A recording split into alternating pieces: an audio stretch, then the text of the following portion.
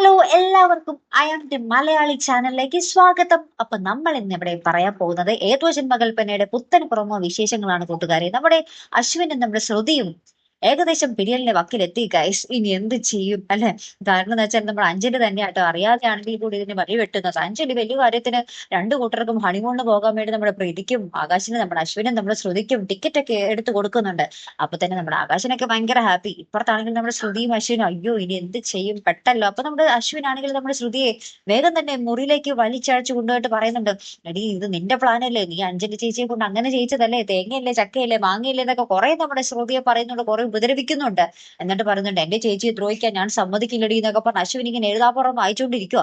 അപ്പൊ നമ്മുടെ ശ്യാം ആണെങ്കിൽ ഇക്കാര്യങ്ങളൊക്കെ റൂമിന് പുറത്തുനിന്ന് കേൾക്കുന്നുണ്ട്. ആ മുറിയിൽ ഭയങ്കര ഒച്ചപ്പാടും കാര്യങ്ങളും.